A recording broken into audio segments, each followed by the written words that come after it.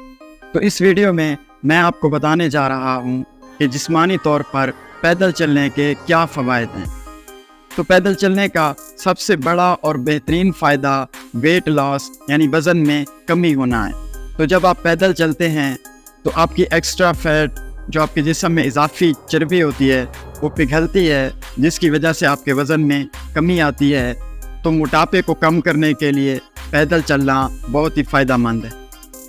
جب آپ کے موٹاپے میں کمی آتی ہے تو اس کی وجہ سے آپ کو دل کی بیماریوں کا خطرہ بھی کم ہو جاتا ہے، اور اس کی مین وجہ یہ ہے کہ آپ کے جسم میں جو اضافی ٹرائی گلائسرائڈز جو کولیسٹرول لیول ہوتا ہے، جو دل کی بیماری کا یا ہارٹ اٹیک کا باعث بنتے ہیں، پیدل چلنے سے ان کی مقدار کم ہو جاتی ہے۔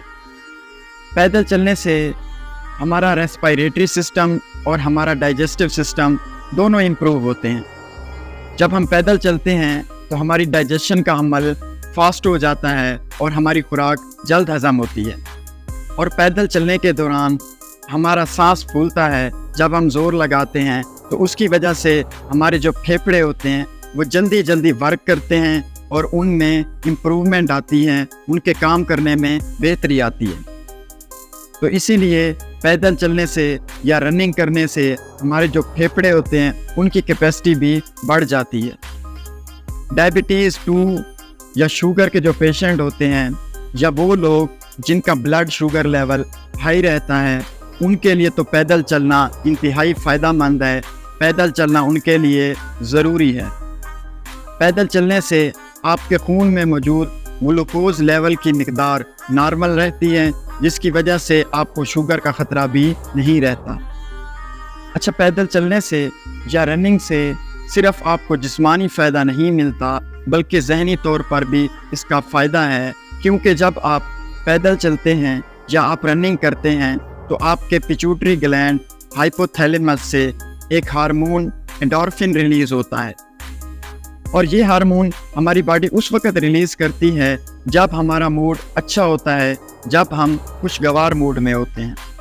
تو اس کا مطلب ہے پیدل چلنے سے ہماری انگزائٹی، ہماری ڈپریشن، ٹینشن یہ ختم ہوتے ہیں اور ہمارا موڈ بھی اچھا ہو جاتا ہے۔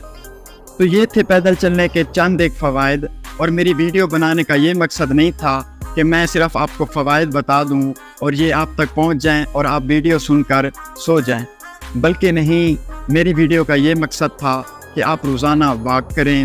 اگر آپ رننگ کر سکتے ہیں تو وہ اس سے بھی زیادہ بہتر ہے، اور ڈیلی بیسس پر کرنی ہے، اس کو آپ نے روٹین بنا لینا ہے۔ اگر آپ ایک ہفتہ واک کرتے ہیں، ایک مہینہ واک کرتے ہیں، تو اس کا آپ کو کوئی رزلٹ نہیں ملے گا۔